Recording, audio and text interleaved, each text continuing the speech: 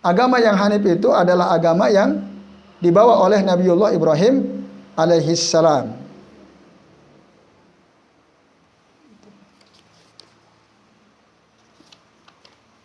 Nah, apa itu makna Al-Hanif? Al-Hanafiyah, Hanif. Di dalam kitab Bapak Ibu, di situ sebutkan bahwa agama Ibrahim yang Hanif adalah dan seterusnya itu ya. Nah, Hanif itu sendiri artinya apa? Kata Hanif itu sendiri. Ya. Al-Hanif, Bapak Ibu dan jemaah sekalian, maknanya secara bahasa adalah al-mail, condong atau cenderung.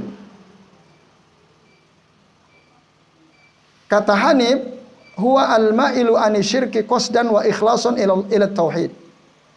Jadi Hanif itu adalah yang condong ya, atau yang menyimpang dari kesyirikan secara sengaja dan ikhlas hanya kepada tauhid ya, mentauhidkan Allah Azza wa Jalla. Jadi yang Hanif itu adalah sesuatu yang ya, menyimpang dari kesyirikan, atau yang tidak cenderung kepada kesyirikan. Itu Hanif maknanya secara bahasa. Secara sengaja gitu. Dia meninggalkan kesyirikan dan ikhlas bertauhid, atau dalam kata lain Al-Hanif huwa al-muqbilu 'ala Allah subhanahu wa ta'ala, al-mu'ridu an kulli ma siwahu. Jadi Hanif itu secara bahasa artinya adalah orang yang menuju kepada Allah subhanahu wa ta'ala dan berpaling dari segala sesuatu selain Allah. Berpaling dari segala sesuatu selain Allah. Nah, itulah makna Hanif secara bahasa. Dalam Al-Quran misalnya disebutkan dalam surah An-Nahl ayat 120. Allah Ta'ala mengatakan, Inna Ibrahima kana ummatan qanitan lillahi hanifa. Nah, Bapak Ibu bisa buka dalam surah apa tadi? An-Nahl ayat 120. Ini penjelasan tentang makna Hanif. Coba silahkan dibuka. Kata Hanif,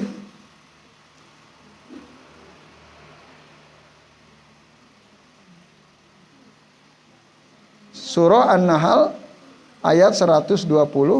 An-Nahl itu surah yang ke-16.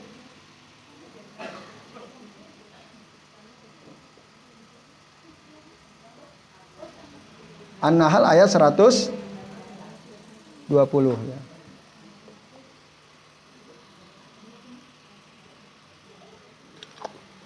Kenceng banget nih bukanya. Kedinginan nggak Bu? Nggak, pas. Oh. Enak. Kalau saya kedinginan. Ke ibu-ibu aja. Saya kedinginan. Ke ibu-ibu aja.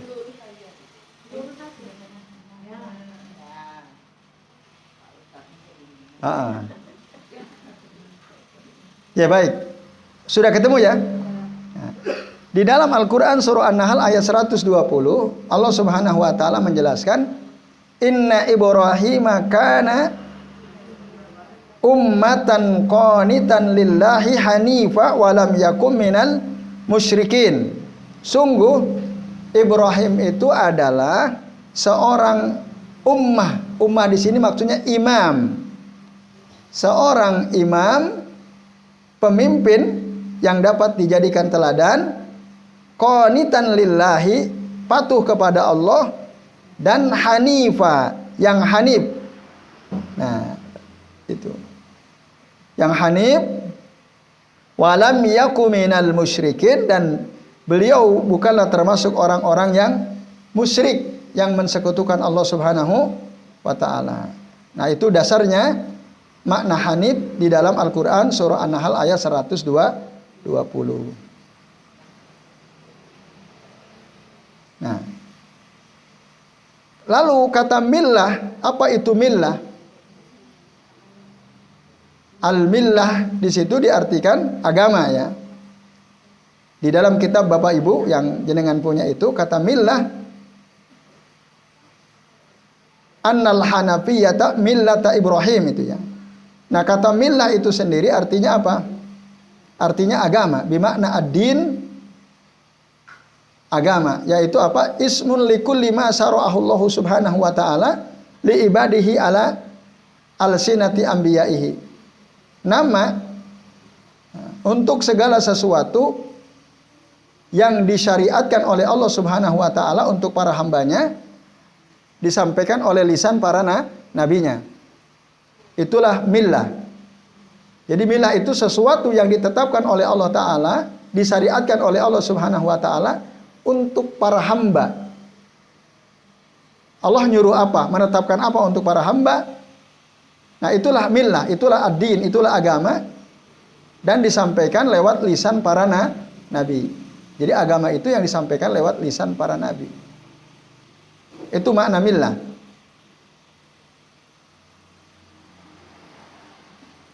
Kemudian di sini diterangkan apa ciri-ciri millah Ibrahim yang disebut Al-Hanafiyah tadi. Anta'budallaha wahdahu mukhlishan lahuddin. Itu. Yaitu beribadah hanya kepada Allah saja dan mengikhlaskan agama hanya untuk Allah. Mukhlishan lahu aulillahi ad-din. Ya. Menyembah, yang disembah hanya Allah, ikhlas, mengikhlaskan agama hanya untuk Allah. Maksudnya apa? Mengikhlaskan agama hanya untuk Allah, beribadah hanya kepada Allah. Maksudnya Bapak Ibu, di sini dalam kitabnya Syekh Al-Fauzan diterangkan an yaksudal abdu bi amalihi ridha rabbih wa sawabahu la gordon akhara, ya. Yaitu seorang hamba bermaksud, berniat dengan setiap amalnya hanya untuk mendapatkan ridho Allah Tuhannya. Jadi yang dia maksud itu, dia melakukan apa? Tujuannya ingin dapat ridhonya Allah Azza wa Jalla. Itu. Dia sholat, dia puasa, dia berzikir, dia tilawah Quran. Itu hanya untuk Allah. Dia datang hadir ke majelis ilmu hanya untuk mendapat ridhonya Allah Azza wa Jalla. Wasawabahu, dan untuk mendapatkan pahala dari Allah. Itu yang diinginkan. Antum kenapa sholat? Saya ingin Allah ridho. Antum kenapa sholat? Saya ingin dapat pahala dari Allah Subhanahu wa ta'ala. Atau dalam isi yang lain, kenapa antum kok sholat? Jenengan kok sholat? Saya ingin masuk surganya Allah Ta'ala. Kenapa kok kamu baca Al-Quran? Saya ingin Allah ridho, saya ingin mendapat pahala dari Allah, saya ingin masuk surga, saya ingin Allah menjauhkan saya dari siksa api neraka. Nah, itu bahasa rincinya seperti itu kira-kira. Nah, itulah ikhlas. La gordon akhara, bukan tujuan lain. Min riasatin au jahin au syai'in min hitamid dunia. Tujuannya bukan karena ingin menjadi pemimpin, bukan karena ingin mendapatkan apa? Dimuliakan oleh orang lain. Bukan pula ingin mendapatkan kenikmatan-kenikmatan dunia. Bukan itu. Ibadahnya dia lakukan hanya semata-mata untuk mendapat ridho Allah, mendapat pahala dari Allah, bukan karena dia ingin menjadi pemimpin, bukan karena ingin dihormati oleh orang lain, bukan pula ingin mendapatkan kenikmatan-kenikmatan dunia. Nah, jadi kalau ada orang ibadahnya, kenapa kok rajin banget sholat berjamaah? Ben orang-orang milih aku. Nah, gitu kan. Supaya aku dipilih sama orang. Jadi anggota dewan misalnya. Supaya aku terpilih jadi gubernur, jadi bupati, jadi presiden dan seterusnya. Nah, itu namanya ibadah li ghardi riasah. Ibadah li ghardi riasah. Dia beribadah tujuannya karena ingin jadi pemimpin. Kalau pas enggak nyalon, enggak pernah sholat jamaah misalnya. Ya. Enggak pernah pakai jilbab. Ada enggak orang kayak gitu? Kalau pas lagi enggak nyalon gitu ya. Tapi pas giliran mau nyalon, wah jilbaban terus kemana-mana. Nah, itu berarti ibadahnya ligor di riasa. Untuk tujuan jadi pemimpin. Nah, itu orang yang seperti itu ikhlas atau tidak? Tidak. Nah, duniawi. Nah, itu Bapak Ibu dan jamaah sekalian. Nah, agama yang hanif itu begitu. Dia ibadah ikhlas karena Allah. Tujuannya ingin mendapat ridho Allah, ingin mendapat pahala dari Allah Ta'ala. Yang lain-lain itu bonus, bukan tujuan. Gara-gara dia rajin sholat jamaah, rajin hadir ke majelis ilmu, orang melihat dia orang soleh, akhirnya qadarullah misalnya dia nyalon. Ini orang baik, udah kita pilih aja. Nah, itu bonus gitu. Tapi saat dia ibadah jangan itu yang dipikirin. Gitu. Nah, ini Bapak Ibu dan jamaah sekalian rahimani wa rahimakumullah. Nah, maka apabila ada orang beribadah tujuannya adalah ridho Allah, mendapat pahala dari Allah, berarti orang ini ikhlas. Dia akan mendapatkan surganya, akan mendapatkan ridho dari Allah Subhanahu wa taala. Nah, tapi kalau ada orang dia beribadah kepada Allah taala, lalu dia mengatakan saya tidak ingin pahala dari Allah. Saya beribadah bukan karena saya ingin surganya Allah. Saya beribadah kepada Allah bukan karena saya takut kepada nerakanya Allah. Saya nggak takut. Saya juga nggak berharap dapat surganya Allah. Teruslah ngapain kamu ibadah sama Allah? Karena saya cinta kepada Allah. Saya cinta kepada Allah, makanya saya beribadah kepada Allah. Kamu nggak butuh surga, nggak? Orang yang seperti ini betul apa salah? Salah. Sombong. Iya. Itu Bu.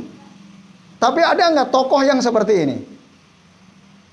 Tokoh yang mengatakan saya beribadah kepada Allah bukan karena saya ingin mendapatkan surganya Allah. Saya beribadah kepada Allah bukan karena saya takut terhadap nerakanya Allah. Tetapi saya beribadah kepada Allah karena saya cinta kepada Allah Subhanahu wa taala. Sampai dia mengatakan, "Ya Allah, seandainya aku menyembah Engkau karena aku ingin mendapatkan surgamu, maka tutuplah pintu surgamu sehingga aku tidak bisa masuk surga. Jika aku beribadah kepadamu ya Rabb karena aku takut terhadap nerakamu, maka masukkanlah aku ke dalam nerakamu. Tapi kalau aku beribadah kepadamu karena cintaku kepadamu ya Rabb, maka terimalah amalku." Ada nggak orang ngomong seperti itu? Ada. Tokoh sufi, seorang wanita dulu namanya Rabi'ah al-Adawiyah. Rabi'ah al-Adawiyah. Nah, ini Bapak Ibu dan hadirin sekalian, batil ini nggak benar gitu. Nggak benar. Salah. Tapi kata mereka, Rabi'ah al-Adawiyah punya dalil katanya. Apa dalilnya?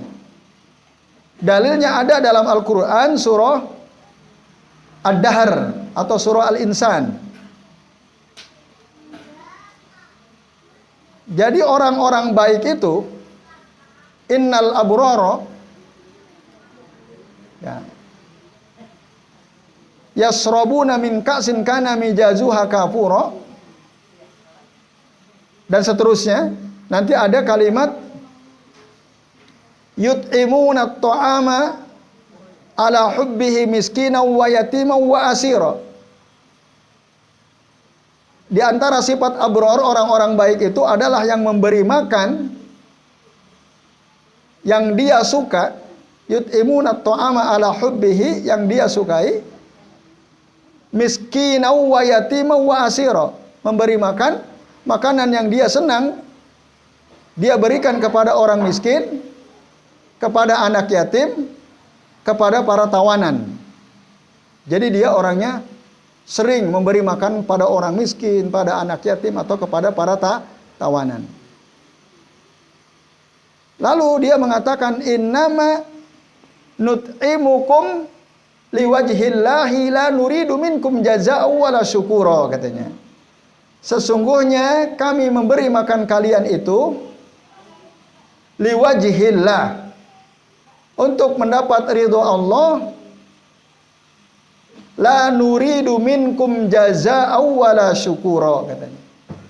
Kami sama sekali tidak mengharapkan ada balasan, dan juga kami sama sekali tidak berharap mendapatkan ucapan terima kasih dari kalian. Nah, ini ya. Ini dalilnya, katanya.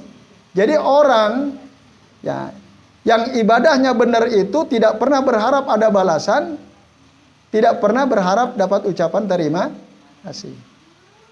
Lalu dia mengeneralisir ayat ini, termasuk ketika dia beribadah kepada Allah, dia tidak mengharapkan balasan dari Allah Ta'ala. Dia hanya karena cinta kepada Allah. Nah, ini tafsirnya batil, tafsir yang keliru, Bapak Ibu. Keliru. Jadi yang dimaksud ayat ini, innama nut'imukum, sesungguhnya kami memberi makan kalian. Dia beribadah kepada Allah dengan cara sodakoh, kan? Memberi makan tadi anak yatim, orang miskin, para tawanan. Innama nut'imukum liwajhillah, untuk mendapatkan keriduan wajah Allah. Nah, ini kan ridho Allah dia inginkan. Nah, dia nggak paham itu. La nuridu minkum, nah, jazaa'u wala syukura. Kami tidak menginginkan balasan. Yang dimaksud tidak menginginkan balasan di sini, balasan siapa? Bukan. Dari manusia. Itu. Jadi dia ngasih orang makan, sama sekali nggak berharap dibalas, diberi makan lagi sama orang, enggak.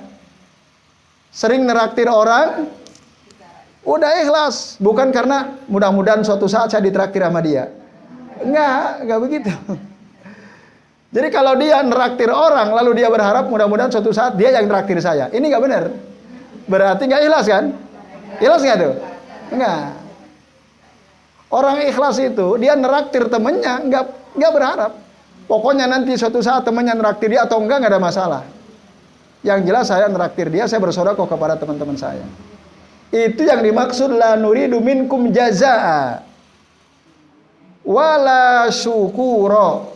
Bahkan berharap dapat ucapan terima kasih pun enggak. Maka ibu-ibu, bapak-bapak, kalau kita ngasih temen, ngasih orang, lalu orang itu nggak bilang makasih ya, kita nesu, wis dikei ke orang, terima kasih misalnya. Ikhlas nggak berarti kita? Nggak ikhlas. Gitu. Orang ikhlas itu kita kasih, orang yang kita kasih, dia ngucapin terima kasih atau tidak, tetap tenang hatinya. Gitu. Dalilnya ini surah Al-Insan ini. Al-Insan ayat sebentar ya.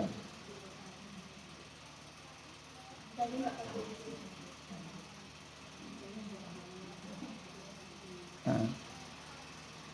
Ayat ke-9, Bu. Ayat 9.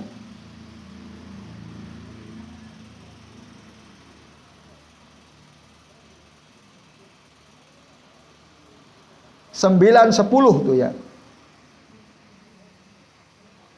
Jadi ya,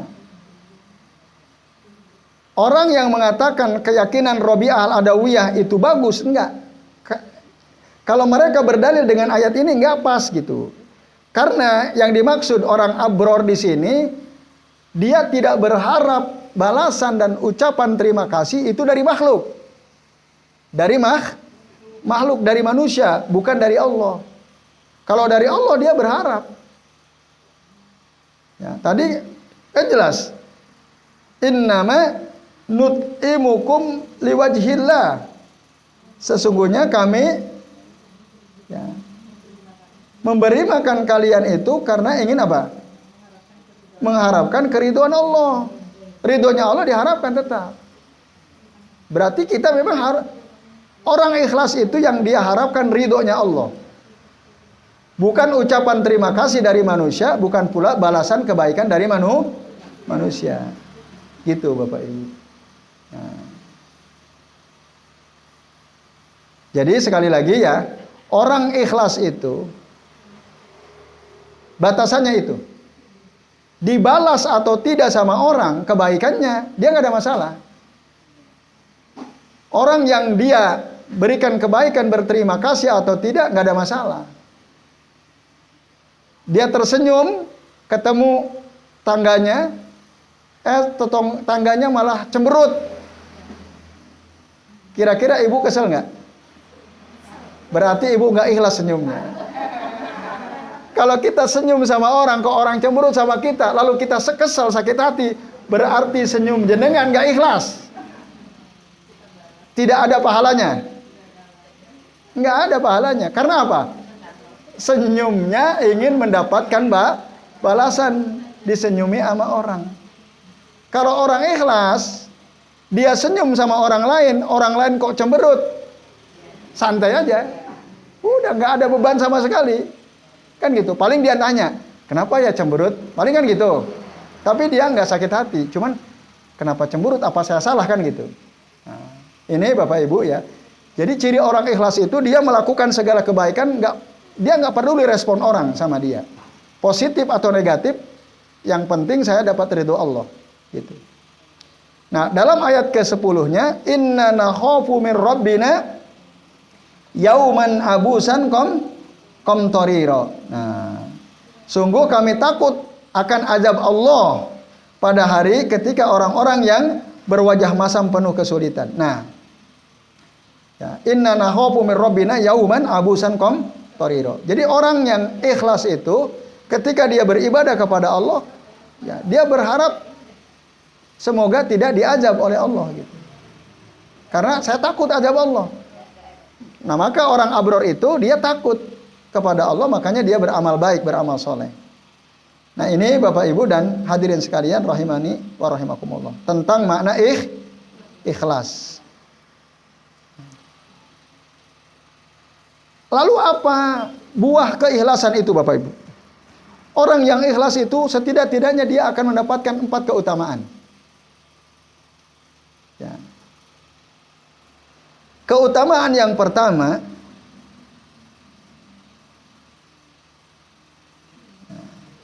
orang yang ikhlas itu dia akan sempurna ketaatannya kepada Allah Ta'ala. Ya. Tidaklah seseorang itu sempurna taatnya kepada Allah sampai dia ikhlas. Maka kalau ada orang ya, ikhlas dalam beribadah, berarti dia betul-betul taat kepada Allah. Itu satu. Buah dari keikhlasan itu menunjukkan bahwa dia taatnya sempurna, betul-betul taat kepada Allah Azza wa Jalla.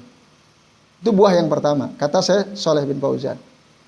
Yang kedua, orang yang ikhlas dalam beribadah kepada Allah Ta'ala pasti akan dijauhkan dari kemaksiatan dan dari perbuatan dosa. Jadi Bapak Ibu, salah satu cara kalau kita ingin dijauhkan dari kemaksiatan, dijauhkan dari perbuatan dosa, berusahalah untuk ikhlas dalam setiap amalan kita. Nanti Allah sendiri yang akan memalingkan kita dari perbuatan maksiat dan dosa. Allah sendiri nanti. Dalilnya disebutkan dalam surah Yusuf ayat 24. Nah, silakan dibuka surah apa? Yusuf ayat 24. Ayat ini menjelaskan bahwa orang yang ikhlas itu otomatis akan dijauhkan oleh Allah Ta'ala dari keburukan, dari perbuatan keji, dari dosa. Jadi dia nggak tertarik gitu sama kemaksiatan, sama dosa. Nah, silakan dibuka surah Yusuf ayat 24.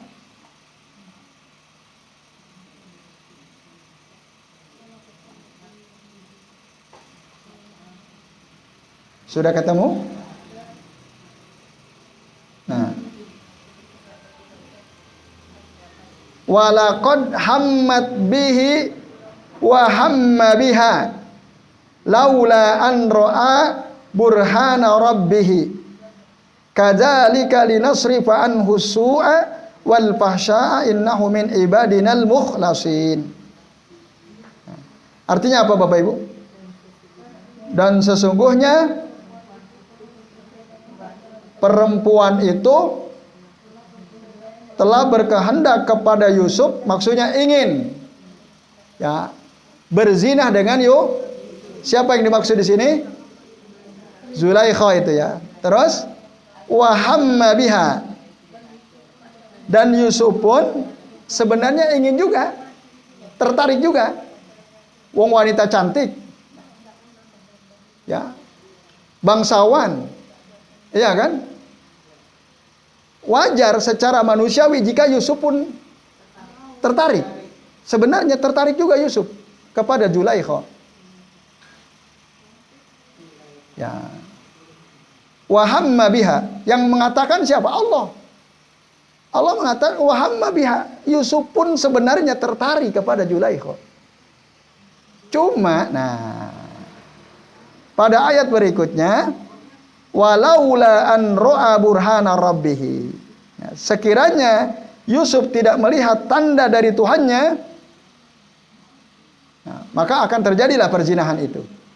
Tapi Yusuf diperlihatkan tanda dari Tuhan Allah Subhanahu wa taala. Nah, lalu yang relevan dengan pembahasan kita adalah kalimat berikutnya. Apa kata Allah? Kadzalika linasrifa anhu as-su'a wal fahsya'a. Demikianlah kami palingkan darinya Yusuf, ya, dari Yusuf keburukan dan kekejian. Dipalingkan dari Nabiullah Yusuf alaihi salam. Kenapa kok Allah memalingkan Yusuf dari perbuatan keji, dari perbuatan buruk maksiat itu tadi? Innahu min ibadinal mukhlasin. Karena sesungguhnya Yusuf itu termasuk hamba kami. Nah, mukhlas itu yang ikhlas. Di sini diterjemahkan apa di situ? Terpilih. Nah, menurut sebagian ulama maksudnya mukhlasin itu ya ada yang memang mengartikan al-mukhtarin, yang terpilih. Ada yang mengartikan mukhlas itu yang ikhlas, dijadikan ikhlas oleh Allah Subhanahu wa taala. Makanya Shalih bin Fauzan menjadikan ayat ini sebagai dalil orang yang ikhlas dalam beribadah kepada Allah, Allah akan palingkan dia dari kemaksiatan dan dosa. Gitu. Nah, karena ikhlasnya. Jadi kalau Bapak Ibu dengan demikian ya kesimpulannya, kalau kita kok masih gampang berbuat maksiat, masih gampang berbuat dosa, berbuat buruk, kayaknya nggak ada beban gitu ya. Berarti tandanya apa itu? Ibadah kita belum ikhlas. Itu kan istimbatnya seperti itu. Orang ikhlas itu dia pasti akan berpaling. Nggak senang dia dengan kemaksiatan. Ada peluang, ada kesempatan dia nggak. Gampang gitu. Karena Allah yang memalingkan dia. Nah itulah dia buah dari keikhlasan. Dia akan dipalingkan oleh Allah Ta'ala dari keburukan, dari perbuatan keji. Berdasarkan surah Yusuf ya, ayat berapa tadi? 24. Nah ini Bapak Ibu dan jemaah sekalian rahimani wa rahimakumullah. Yang ketiga, buah ikhlas itu Bapak Ibu, dia akan dijaga dari godaan syaitan. Orang yang ikhlas itu akan terjaga dari gangguan dan godaan syaitan kalau dia ikhlas. Dalilnya disebutkan dalam Al-Quran surah Al-Hijr dan surah Shad ayat 82 sampai 83. Mari kita buka surah Al-Hijr ayat 42.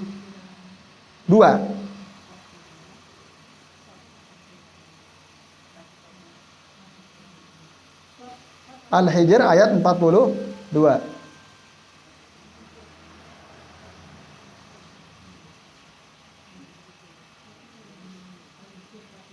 Ya. Al-Hijr ayat 42. Ya. Sudah ketemu? Nah, qala Allah azza wa jalla berfirman, "Inna ibadi laisa laka 'alaihim sultanun illa man ittaba'aka minal ghawin." Apa katanya? Sesungguhnya kamu iblis, ya, laisa laka 'alaihim sultan. Tidak kuasa atas hamba-hambaku. Inna ibadi, sesungguhnya hamba-hambaku, laisa 'alaihim sultan. Maka kamu iblis tidak punya kuasa atas mereka. Illa, kecuali manit taba'aka minal ghawin, mereka yang mengikuti kamu, yaitu orang-orang yang sesat. Jadi yang ngikuti iblis atau syaitan itu hanya orang yang sesat. Kalau dia tidak sesat, iblis aja nggak punya kekuasaan, nggak mampu menggoda orang tersebut. Nah, lebih tegas lagi diterangkan di dalam Al-Quran surah Shad ayat 82-83 Bapak Ibu. Ayat ini menerangkan iblis itu ternyata, sebelum kita buka tadi surah Shad, tidak semua hamba Allah mampu digoda atau diganggu oleh iblis, oleh syaitan. Ada yang mereka nggak punya kekuasaan, nggak bisa gitu. Yang bisa itu hanya orang sesat saja, hanya orang ngikuti si iblis atau syaitan itu. Nah, siapa sih orang-orang yang tidak bisa dikuasai oleh iblis itu, oleh syaitan itu? Nah, baru kita buka dalam surah apa ini? Surah Shad. Ayat 82 sampai ayat 83. Nah, gitu ya.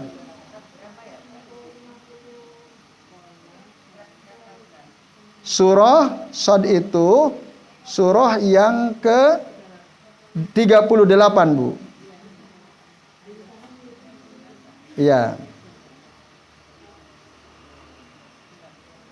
Ayat 82-83. Coba Bapak Ibu buka tuh. Allah Ta'ala berfirman apa? Qal, berkatalah iblis, fa bi'izzatika la'ughwiyannahum ajma'in. Ini sumpahnya iblis. Apa dia bilang? Nah, iblis menjawab atau iblis berkata, nah kalau kita lihat ayat sebelumnya, ya, kan iblis minta ditangguhkan. Jadi iblis syaitan itu Bapak Ibu, mereka sekarang ini tidak diazab, ditangguhkan azabnya. Tidak mati. Iblis syaitan itu tidak mati-mati, ditangguhkan. Tapi nanti, nah di hari akhir habis mereka itu, dihabisinya. Dan itu permintaan dari mereka oleh Allah dikabulkan Bapak Ibu. Karena iblis bilang, qala rabbi panzirni ila yaumi yub'atsun. Ya Tuhanku, tangguhkanlah aku sampai pada hari mereka dibangkitkan. Jadi sampai hari kiamat iblis itu nggak ada yang mati, nggak ada yang diazab oleh Allah. Bebas, mereka ini bebas sekarang. Baru nanti diazabnya di hari akhir. Nah, oleh Allah dikabulkan keinginan mereka. Nah, lalu iblis setelah dikabulkan dia bilang kepada Allah, qala fa bi izzatika la ughwiyannahum ajmain, katanya. Apa kata iblis itu? Apa katanya? Demi kemuliaanmu ya Rabb, la ughwiyannahum ajmain. Pasti aku akan menyesatkan semua hamba-hambamu. Itu sumpah iblis. Semua kita ini akan disesatkan oleh iblis. Semua kita, tak terkecuali. Kecuali Rasul SAW. Karena Rasul senantiasa diliputi oleh rahmat Allah, ya, oleh karunia dari Allah Subhanahu wa taala. Kalau kita semua, entah itu ulamanya, umaranya, rakyatnya, semua akan disesatkan oleh si iblis atau syaitan. Itu janjinya kepada Allah Ta'ala. Nah ini. Kemudian pada ayat ke-83-nya apa? Apa kata iblis? Illa ibadaka minhum al-mukhlasin. Nah, kecuali, kata si iblis sendiri ini, hamba-hambamu dari mereka. Nah, di sini lagi-lagi diterjemahkan yang terpilih ya.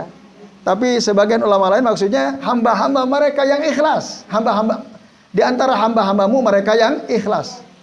Jadi orang yang ikhlas itu iblis gak bisa goda. Gak bisa. Kalau kita ikhlas, iblis tidak bisa menggoda. Yang ngomong iblis sendiri. Illa ibadaka minhum al-mukhlasin. Yang terpilih yang dimaksud di sini yang ikhlas. Paham Bapak Ibu ya? Nah, itulah buah keikhlasan. Tidak bisa diganggu atau digoda oleh iblis. Lah kalau kita masih bisa diganggu, digoda oleh iblis, berarti kesimpulannya belum betul-betul ikhlas. Nah, itu. Supaya bisa ikhlas, caranya gimana Bapak Ibu? Bisa nggak kita ikhlas? Berusaha ikhlas? Berusaha ikhlas. Bisa ya? Caranya gimana? Langkah paling fundamental untuk bisa ikhlas gimana? Langkah paling penting supaya kita ini bisa beribadah dengan cara ikhlas. Dengan ikhlas bagaimana Bapak Ibu? Apa? Wa mamati lillahi. Ya, supaya bisa begitu gimana cara? Langkah-langkah teknisnya maksud saya. Secara praktis caranya gimana? Niat hanya untuk Allah. Ya, betul. Terus apa lagi?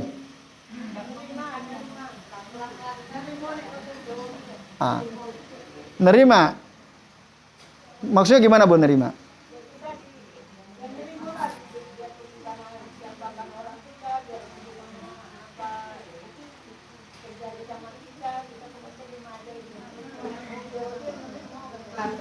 Nah, itu ikhlas dalam konteks menerima apa saja yang sudah ditentukan Allah gitu Bu ya.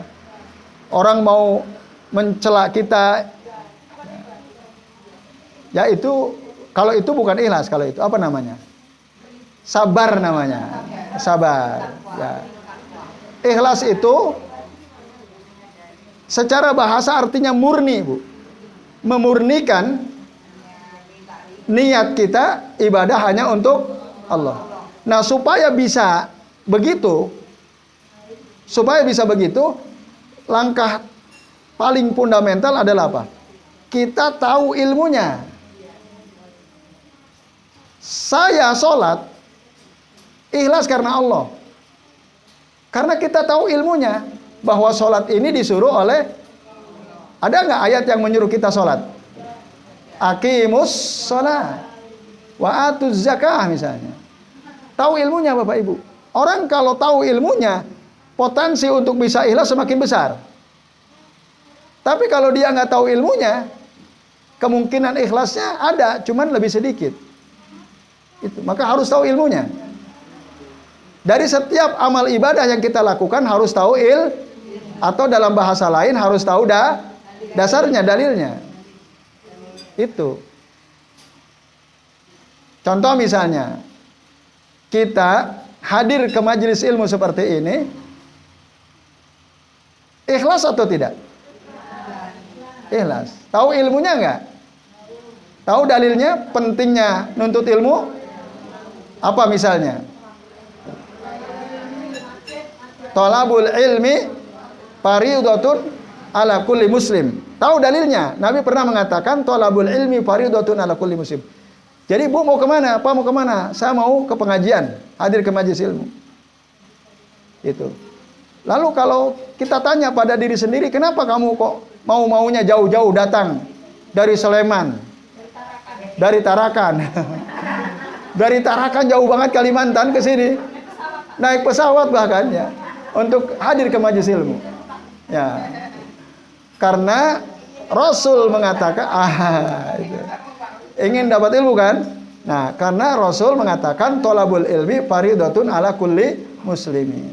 Nah, dengan begitu kita jadi ikhlas. Lebih gampang ikhlas kalau kita tahu ilmunya. Nah, ini Bapak Ibu dan jamaah sekalian. Iya.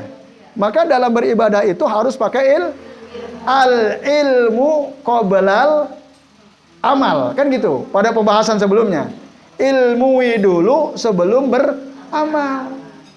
Jangan kebalik, amalin dulu, ilmunya belakangan. Nah, kebanyakan orang begini nih, iya kan?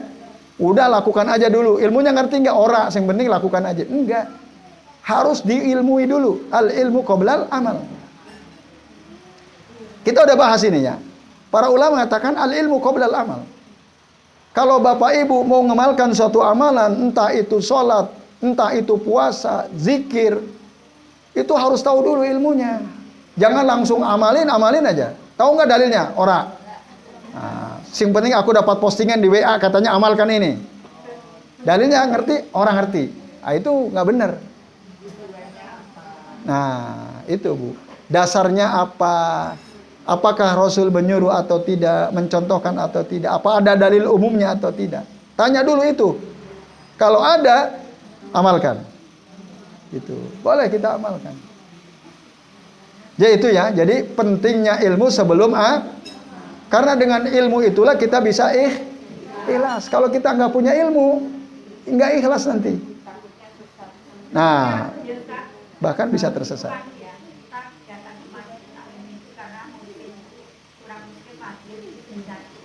Ya, harus itu dasarnya. Pendorongnya itu, iya. Pendorongnya tadi, karena Rasul mengatakan tolabul ilmi fardhatun ala kulli muslim. Ya, baik. Kita lanjut sedikit lagi ya. Nah, Bapak Ibu dan jamaah sekalian, itu yang ke berapa? Buah ikhlas yang ketiga. Yang keempat? Ya, sekarang yang keempat. Buah ikhlas yang keempat adalah Bapak Ibu.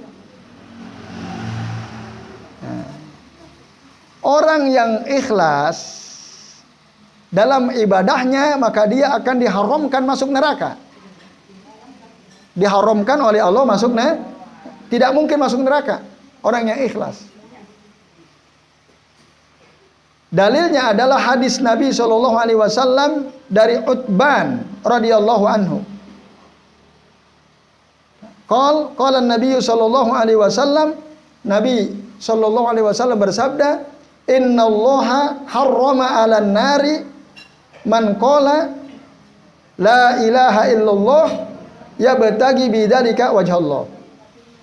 Sesungguhnya Allah Ta'ala mengharamkan atas api neraka orang yang mengucapkan la ilaha illallah, tiada Tuhan yang berhak disembah kecuali Allah, yabtagi bidzalika wajhallah, berharap dengan ucapannya itu dia mendapatkan keridhaan Allah. Yang dia harapkan hanya ridhonya Allah Subhanahu wa taala. Berarti ikhlas. Nah, orang yang ikhlas berdasarkan hadis riwayat ya Imam Al-Bukhari ini, dia akan diharamkan oleh Allah dari siksa api neraka. Nah, ini Bapak Ibu dan hadirin sekalian rahimani wa rahimakumullah. Kalau dosanya banyak, nah, maka dia kan tadi orang yang ikhlas itu akan dijauhkan dari kemaksiatan, dijaga oleh Allah Ta'ala. Iya, orang ikhlas itu akan dijauhkan. Berarti orang yang ikhlas itu sedikit dosanya, karena dia selalu dijaga oleh Allah, dipalingkan oleh Allah dari kemaksiatan. Itu Bu. Cuma memang untuk bisa ikhlas itu gampang apa susah? Itu susah. Banyak godaan. Makanya harus tahu ilmunya. Harus tahu ilmunya. Apa Bu? Ya, nah maka para ulama itu kan dipuji oleh Allah Ta'ala Bu. Yarfa'illahil ladzina amanu minkum walladzina utul ilma darajat. Orang-orang yang beriman di antara kalian dan orang-orang yang berilmu, para ulama itu ditinggikan derajatnya oleh Allah Subhanahu wa Ta'ala. Nah, maka para ulama itu orang-orang yang mengerti ilmu-ilmu syariat tinggi derajatnya di sisi Allah. Karena apa? Dia selalu berusaha pakai ilmu gitu. Ibadahnya itu dengan ilmu. Nah, maka kita pun harus seperti itu.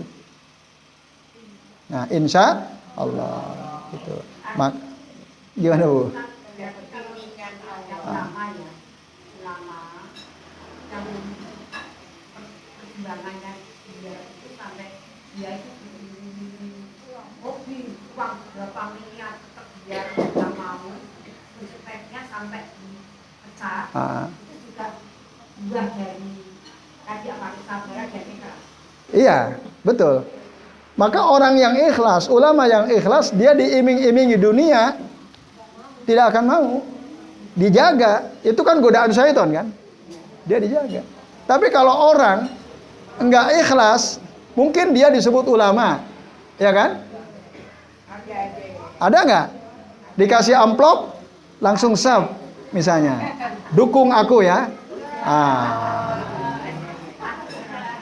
Padahal misalnya orang yang ngasih uang itu secara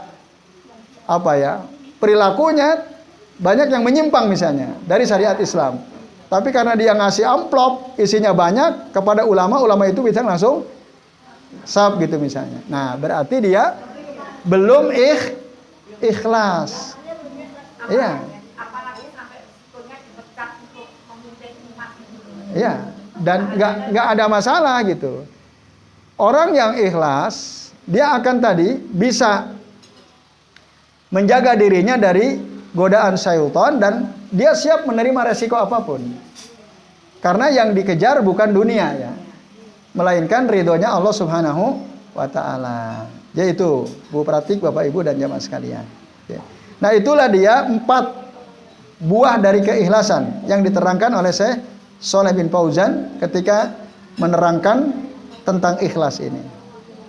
Nah, lalu Bapak Ibu dan jamaah sekalian, wa bidzalika baris kedua ya, amarallahu jami'an nasi wa khalaqahum laha. Oleh karenanya ya, yang Allah perintahkan kepada seluruh umat manusia itu jami'an nas wa khalaqahum, dan tujuan Allah menciptakan mereka laha. Laha itu adalah dalam rangka apa? Dalam rangka supaya kita ini ikhlas beribadah hanya kepada Allah ya. Wa bidzalika, maksudnya wa bidzalika di sini Bapak Ibu dan hadirin sekalian ya. Dan dengan ibadah yang ikhlas itu, atau untuk tujuan supaya ibadah ikhlas itu, Allah menyuruh seluruh manusia, Allah menciptakan mereka semua, adalah tujuannya supaya mereka ikhlas dalam ibadah, supaya mereka hanya beribadah untuk Allah saja atau mentauhidkan Allah saja. Itu tujuannya. Dalilnya adalah dalam surah Az-Zariyat ayat 56. Surah apa? Az-Zariyat. Bapak Ibu bisa buka di halaman 20 baris ketiga. Wa ma khalaqtul jinna wal insa illa liya'budun. Kata Allah, tidaklah aku menciptakan jin dan manusia kecuali hanya untuk beribadah kepadaku. Kata Allah. Liya'budun. Nah. Hanya untuk beribadah kepadaku. Kata ya'budun ya. Wa makna ya'budun, ibu bapak bisa buka di halaman 21 baris ke paragraf kedua ya. Makna ya'budun, arti ya'budun itu apa? Yuwahhiduni. Supaya mereka mengesahkan aku. Mengesahkan itu berarti mengikhlaskan agama hanya untuk Allah. Tidak ada tujuan lain kecuali Allah. Itu makna ya'budun. Artinya yuwahhiduni, yakni yuwahhiduni, supaya mereka mengesahkan aku. Apa itu yuwahhiduni? Al-ifradu bil ibadati, mengesahkan Allah dalam beribadah. Inilah dia makna tauhid. Ini ya Bapak Ibu. Jadi Allah menciptakan kita, menciptakan jin, tujuannya Yang pokok adalah ini, supaya kita hanya beribadah kepada Allah, supaya kita ini mentauhidkan Allah, mengesahkan Allah. Itu tujuannya. Maka jangan sampai kita melenceng dari tujuan Allah ciptakan kita. Ini. Tapi faktanya banyak nggak orang hidup tujuannya bukan Allah? Banyak nggak? Banyak banget. Itu sudah menyimpang dari tujuan awal diciptakannya manusia oleh Allah Azza wa Jalla. Nah itu. Jadi banyak yang menyimpang. Padahal inilah tujuannya. Maka Bapak Ibu, ketika kita akan menyeleweng dari syariat agama, ingat-ingatlah selalu ayat ini. Ya. Ingat ayat ini. Wa ma khalaqtul jinna wal insa illa liya'budun. Ingat. Ya, baik Bapak Ibu.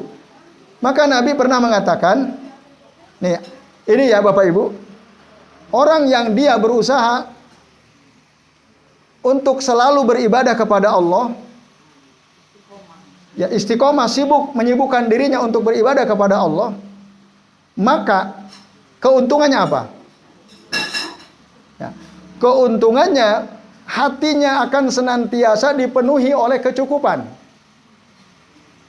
Dan dia akan dijauhkan dari kefakiran. Saya ulangi ya. Keuntungan orang yang selalu berusaha mengisi waktu-waktunya untuk senantiasa ibadah kepada Allah, sibuk dengan ibadah kepada Allah, maka Allah akan berikan kepada hatinya kecukupan. Selalu merasa cukup, nggak kurang. Nggak komplain. Orang punya mobil dia nggak punya, santai aja dia. Nggak pernah tuh dia iri, aduh saya pengen punya mobil kayak orang. Iri enggak. Ya udah itu rezekinya dia. Ini rezeki saya. Gitu. Pokoknya dia merasa cukup dengan apa yang Allah berikan kepada dirinya. Dan akan Allah hilangkan kefakiran. Jadi hidupnya itu tenang aja. Dia merasa cukup, insya Allah saya nggak kekurangan, selalu ada rezeki dari Allah Ta'ala. Nah, ini berdasarkan hadis Nabi ya Bapak Ibu dan jamaah sekalian. Dalam hadis riwayat Imam Ahmad, Imam At-Tirmidzi, dan hadis ini disesuaikan oleh Syekh Ahmad Syakir, juga oleh Syekh Al-Albani. Abu Hurairah radhiyallahu anhu pernah berkata, qala Nabi sallallahu alaihi wasallam, Nabi sallallahu alaihi wasallam bersabda, qala Allahu azza wa jalla, Allah azza wa jalla berfirman, ini hadis qudsi. Ya ibna Adam, wahai anak manusia, anak Adam manusia, wahai manusia ya, wahai anak Adam. Tafarrag li ibadati amla'u sadraka ginan wa asuddu fakraka.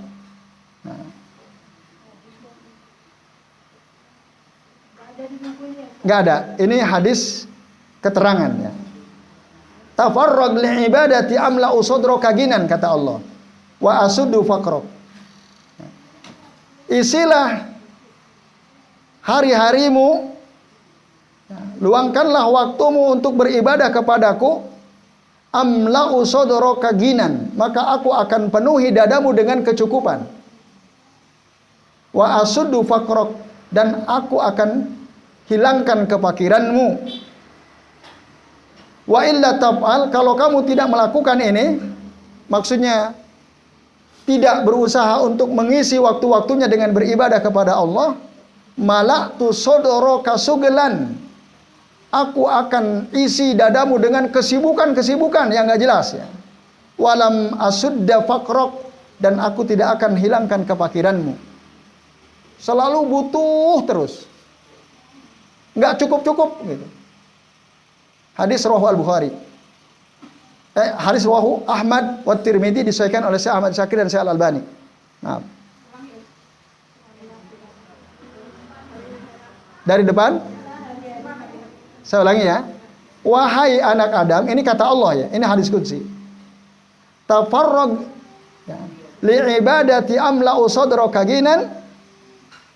Luangkanlah waktumu untuk beribadah kepadaku, atau isilah waktumu untuk beribadah kepadaku, maka aku akan penuhi dadamu dengan kecukupan. aku akan penuhi dadamu dengan kecukupan dan akan aku hilangkan kepakiranmu. Wa illa, kalau tidak seperti itu, wa illa taf'al, kalau kamu tidak melakukan ini, maksudnya tidak mengisi waktu-waktunya untuk beribadah kepada Allah, dia tidak lakukan ini, maka malaktu sodroka suglan, aku akan penuhi dadamu dengan kesibukan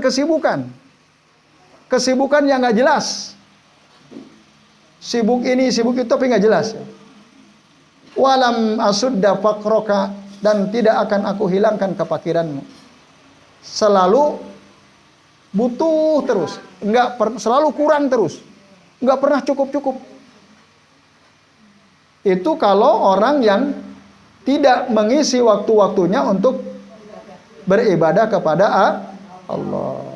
Nah, tapi kalau hanya beribadah saja, ada orang kan yang beribadah saja tapi tidak mencari usaha, misalnya pekerjaan lain itu loh, dalam mencari rezeki, pokoknya hanya ibadah itu bagaimana mendapatkan rezeki itu? Nah, bagus pertanyaannya. Itu kan ada yang kayak gitu. Ya, Bapak Ibu dan hadirin sekalian, kalau pertanyaan seperti ini berarti ya jenengan membatasi makna ibadah dengan batas yang sangat sempit. Ibadah itu maknanya luas. Orang kerja, apakah itu ibadah apa bukan? Ya ibadah, gitu. Kerja itu ibadah. Karena bekerja itu diperintahkan oleh Allah Subhanahu wa ta'ala. Kan ibadah itu adalah setiap perbuatan atau perkataan, ini kata Syekhul Islam Ibnu Taimiyah ya, allati yuhibbuhallahu wa yardoha, yang dicintai oleh Allah, diridhoi oleh Allah, dan diperintahkan oleh Allah Ta'ala. Itu ibadah. Kerja disuruh nggak sama Allah? Kerja perintah Allah apa bukan? Mana dalilnya kalau kerja itu perintah Allah? Ayo. Ya, ada nggak dalilnya kalau bekerja itu adalah perintah Allah? Ada atau tidak? Ada. Dalam surah Al-Jumu'ah. Ya. Nah, ayat 10, buka surah Al-Jumu'ah ayat 10. Fa idza qudiyatis sholatu. Coba. Silakan buka surah Al-Jumu'ah ayat 10. Supaya ini jadi bekal buat kita. Oh, kerja itu ibadah. Nanti selalu ingat kita pada ayat ini.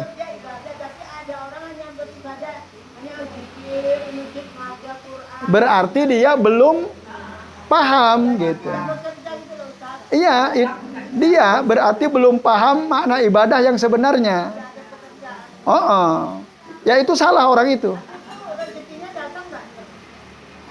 Ya, setiap orang rezekinya sudah dijamin. Rezeki itu kan ada rizkun maksum. Allah sudah bagi ada. Tapi ada rizkun muktasib. Rezeki yang harus diusahakan. Sekali lagi, orang yang pola pikirnya begitu itu salah. Rezeki nanti datang sendiri, yang penting sholat kan gitu.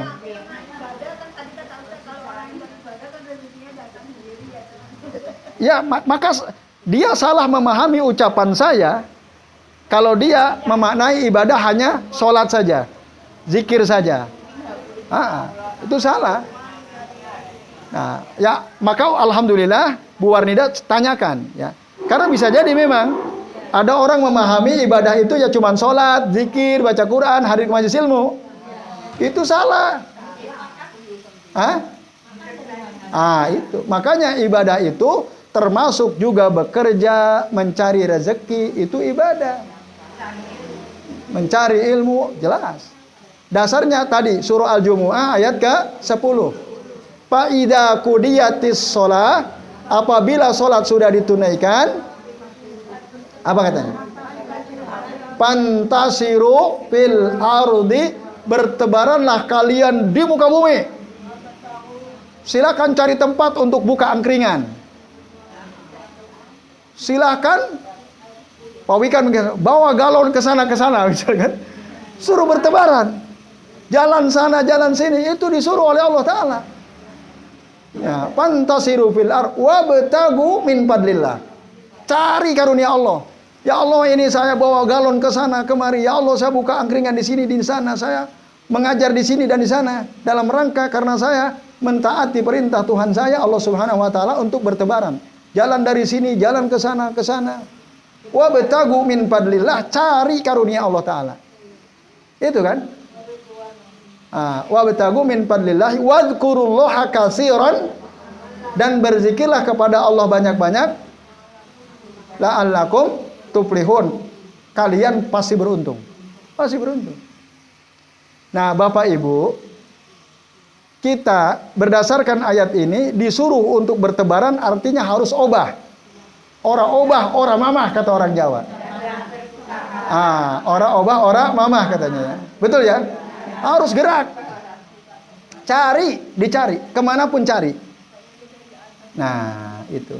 Tapi ingat, ketika kita obah, ketika kita bertebaran, ketika kita mencari karunia Allah, ingat sama Allah. Jangan lupa sama Allah. Cari rezeki kemana-mana, pas waktunya sholat, enggak sholat.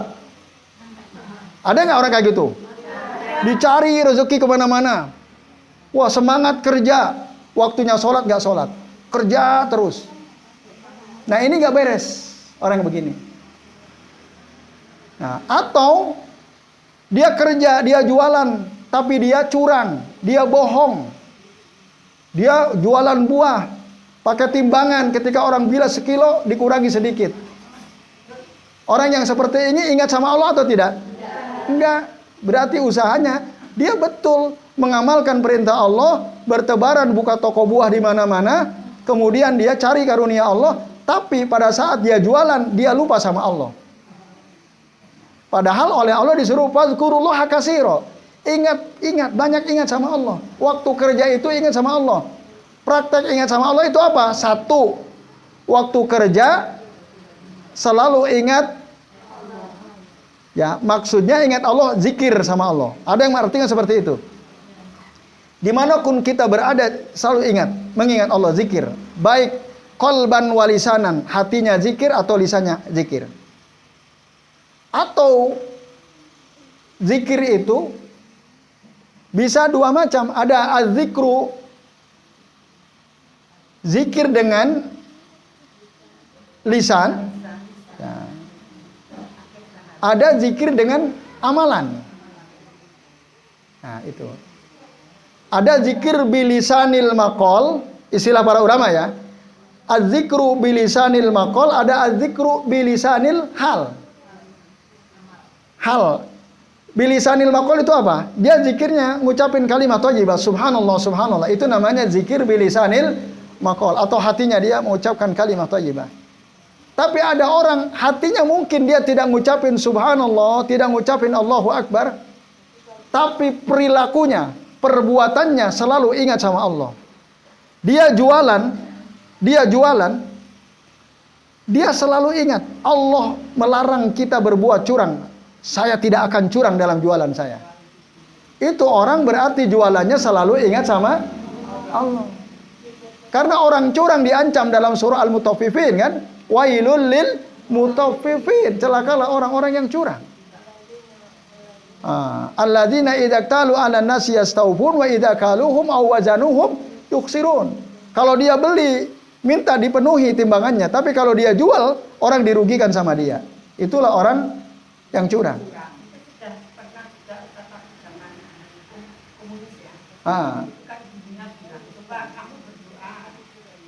Sampai kamu nangis. Apa jadi kata biar kita tidak percaya dengan Tuhan. Coba kamu diberi rezeki enggak? Kan enggak, kok berarti Tuhan tidak ada. Pahamnya. Iya. Itu paham siapa itu? Orang materialis ya. Ya tadi yang diceritakan Bu Pratik. Coba kamu berdoa nangis. Dikasih nggak sama Tuhanmu? Anak-anak SD itu ya. Berdoa nangis ternyata ATK ya, nggak dapat apa-apa. Nah, bahkan permen pun nggak dapat gitu ya. Nah, Ya. Ya baik. Jadi Bapak Ibu dan jamaah sekalian, bekerja itu adalah ibadah karena disuruh oleh Allah Ta'ala. Tapi ingat, dalam ibadah kita harus selalu ingat sama Allah. Tadi ingat itu, zikir itu bisa dengan bilisanil hal, dengan keadaan kita. Hati kita selalu terikat oleh ketentuan syariat. Nah itu. Kerja jadi PNS misalnya, dia selalu ingat Allah. Ada kesempatan untuk korupsi, ada kesempatan untuk memarkup gitu ya, meninggikan anggaran, dia nggak mau gitu. Ada tanda tangan untuk dapat dana gitu ya, padahal nggak jelas apa yang dikerjakan, yang disebut gabut gaji buta gitu ya, nggak jelas misalnya. Dia hati-hati. Nah berarti dia ingat sama Allah Subhanahu wa Ta'ala. Nah itu diantara faidah penting dari surah Al-Jumu'ah ayat ke-10 untuk menjawab pertanyaan Bu Wardida tadi. Maka kalau ada orang yang penting aku ibadah, sholat, zikir, hadir ke majelis ilmu, kerja, nanti rezeki Allah yang ngasih. Nah, Allah yang ngatur, benar juga, Allah yang ngasih. Bapak Ibu dan jamaah sekalian, memang ya, kita disuruh untuk beribadah kepada Allah. Rezeki Allah yang ngatur, betul. Tapi Allah juga menyuruh kita untuk mengambil sebab, untuk melakukan sebab-sebab datangnya rezeki. Kalau kita ingin dapat rezeki, bagaimana caranya supaya rezeki itu datang? Ya harus berusaha, harus kerja. Gitu. Harus begitu. Kalau kita beribadah, zikir, baca Quran, nggak mau usaha, itu namanya penghinaan terhadap syariat namanya. Jadi harus seimbang. Ya. Tawakal sama Allah lakukan, ibadah serius, tapi juga untuk mencari sebab-sebab datangnya rezeki lakukan juga. Oh katanya nggak perlu. Dulu kan pernah ada diskusi antara Imam Malik dengan Imam Syafi'i, guru sama murid. Ingat nggak ceritanya? Pernah dengar ceritanya? Jadi dulu Bapak Ibu, ya, pada zaman Imam Malik, Imam Syafi'i itu kan muridnya Imam Malik. Belajar kepada Imam Malik kitab Al-Muwatta.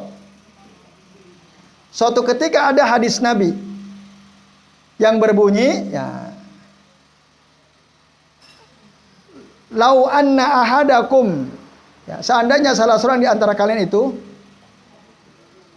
tawakkala 'alallahi haqqa tawakkulihi, bertawakal kepada Allah dengan sebenar-benar tawakal.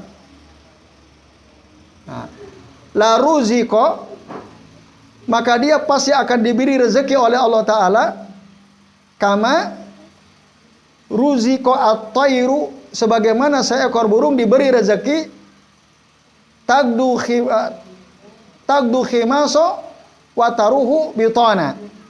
Tagdu khimaso wa taruhu bitana. Ya, saya ulangi ya.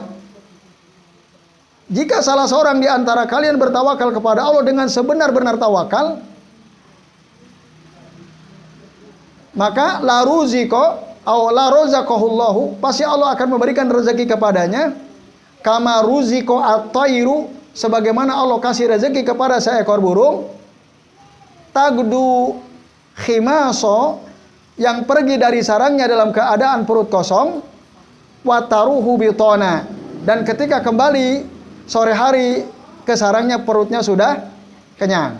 Burung kan begitu ya. Nah, walaupun burung nggak kuliah, tapi dapat rezeki kan? Wataruhu bitona.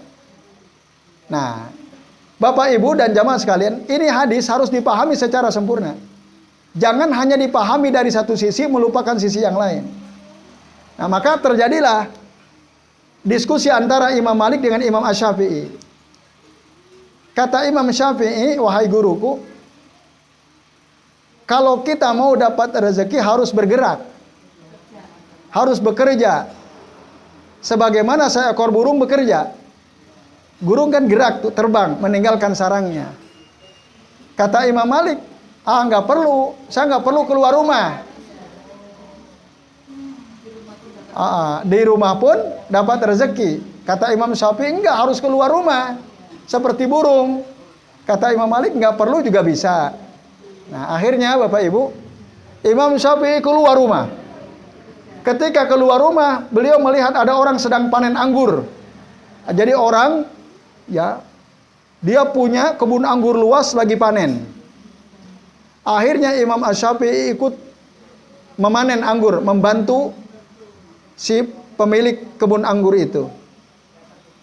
Nah, akhirnya karena dia bantu dapat upah atau tidak? Dapat. Diberilah ya anggur oleh si pemilik kebun tersebut. Imam Syafi'i, ini aku akan buktikan bahwa perkataanku benar kepada guruku. Karena aku keluar inilah aku dapat anggur ini. Guruku nggak keluar rumah nggak dapat anggur seperti ini kan gitu. Akhirnya kembali ke rumah Imam Malik. Ya, ketemu dengan gurunya, wahai guruku, wahai Imam Malik, nih bukti bahwa perkataanku benar. Kalau ingin dapat rezeki harus keluar rumah seperti burung. Ini buktinya. Imam Malik tersenyum aja.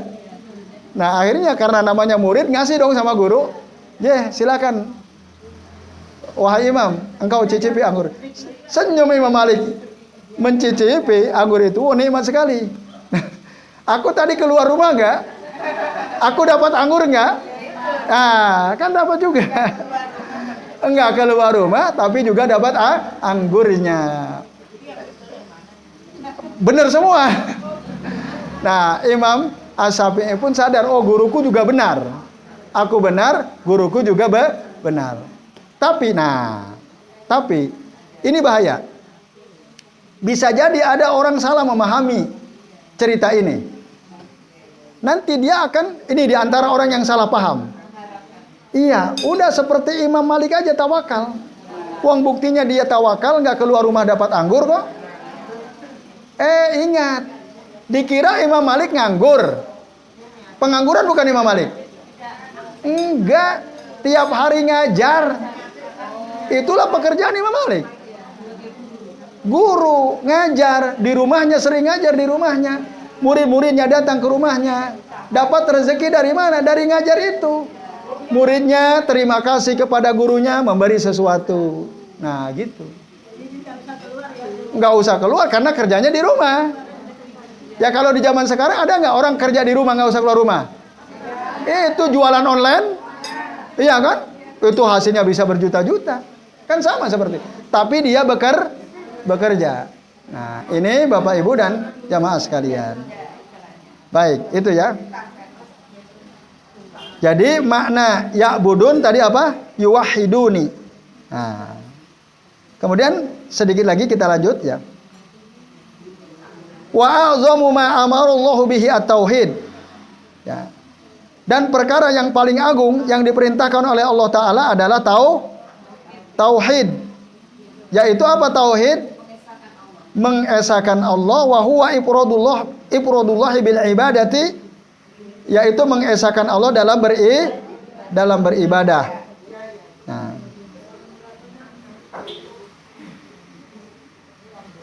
Kemudian apa lagi? Wa a'zamu ma naha anhu asyirku. Dan perkara paling besar yang dilarang oleh Allah Ta'ala adalah kesyirikan. Apa itu syirik? Wa huwa da'watu ghairihi ma'ahu, yaitu beribadah kepada selain Allah. Walaupun di sisi lain juga dia beribadah kepada Allah, tapi dia juga beribadah kepada selain Allah. Nah, ini Bapak Ibu dan jamaah sekalian, rahimani wa rahimakumullah. Jadi tauhid itu perkara paling agung yang diperintahkan oleh Allah, sementara kesyirikan adalah perkara paling agung yang dilarang oleh Allah. Dalilnya dalam surah An-Nisa ayat 36. Apa kata Allah? Wa'budullaha wa la tusyriku bihi syai'an. Sembahlah oleh kalian Allah dan janganlah kalian mensekutukan Allah dengan apapun. Nah, ini Bapak Ibu dan hadirin sekalian, a'azani Allah wa iyyakum ajmain. Jadi, ya, bertauhidlah, sempurnakanlah tauhid kita, karena itulah seagung-agung perkara yang diperintahkan Allah. Dan jauhilah kesyirikan, karena kesyirikan itu adalah larangan paling besar yang dilarang oleh Allah. Ya. Larangan terbesar adalah syirik, ya. Jelas. Maka ayat 36 surah An-Nisa ini sekaligus disebutkan dua perkara. Satu, diperintah untuk beribadah kepada Allah. Yang kedua, dilarang untuk mensekutukan Allah Subhanahu wa ta'ala. Ya, saya kira ini sudah jelas ya. Nah, ini kalau hidangan sudah disediakan udah nggak fokus ini. Ya gimana Bu? Ya silakan. Waalaikumsalam warahmatullahi wabarakatuh. Kita sering kan memberi ke anak-anak itu kita memberi sesuatu kan tadi ada tentang ikhlas.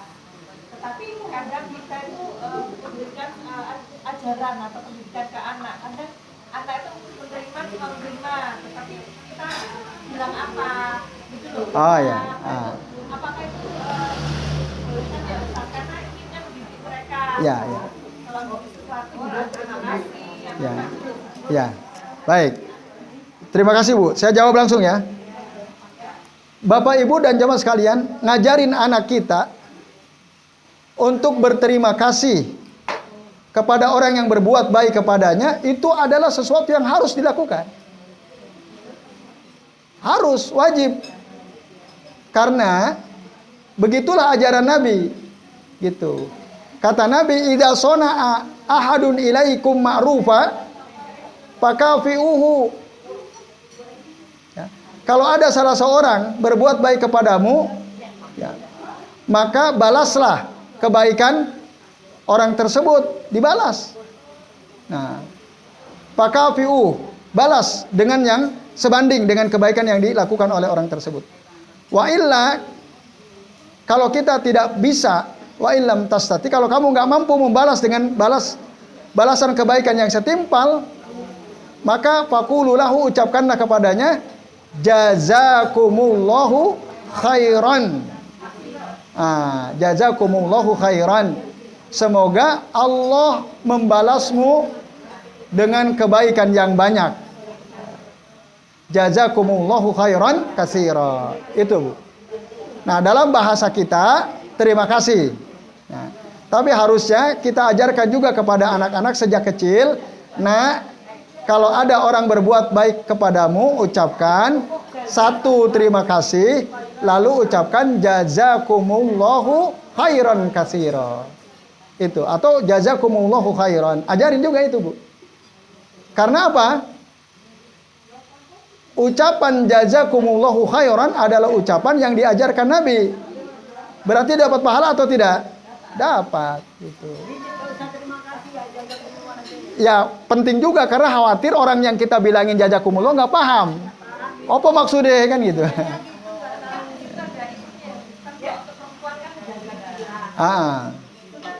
Yang lebih aman Bapak Ibu, kalau kita mau ngucapin jazakumullahu khairan, yang lebih aman sudah ucapkan saja jazakumullahu khairan. Ini bisa untuk laki-laki, bisa untuk perempuan. Karena kalau khusus, emang untuk perempuan ada khusus jazakillahi khairan. Kalau laki-laki jazakallahu khairan. Cuma sering-sering keliru. Saya itu sering ibu-ibu ya, tanya sama saya jawab, nanti dijawab. Kata ibu-ibu itu, jazakillahi khairan. Emangnya saya perempuan? Nah, itu salah. Karena mungkin si ibu itu udah terbiasa ngucapin itu lalu copy paste. Akhirnya sama laki-laki pun jazakillah. Maka yang paling aman kalau mau copy paste, jazakumullahu khairan. Itu aman. Boleh pakai kasiro, boleh tidak, yaitu jazakumullahu katsiran. Katsiran atau jazakumullahu khairan saja sudah cukup. Bisa untuk laki-laki, bisa untuk perempuan. Baik Bapak Ibu, karena hidangan sudah ada di hadapan panjenengan, silakan dinikmati dulu ya. Ya, monggo. Tutup dulu. Tutup aja ya. Baik. Ya. setelah selesai makan. Mari kita akhiri dengan membaca doa kafaratul majlis. Subhanakallahumma wa bihamdika asyhadu an la ilaha illa anta astaghfiruka wa atubu ilaik. Wa sallallahu ala Muhammadin wa ala alihi wa sahbihi wa baraka wa sallama alaihim ajmain. Billahi taufiq wal hidayah. Wassalamualaikum warahmatullahi wabarakatuh.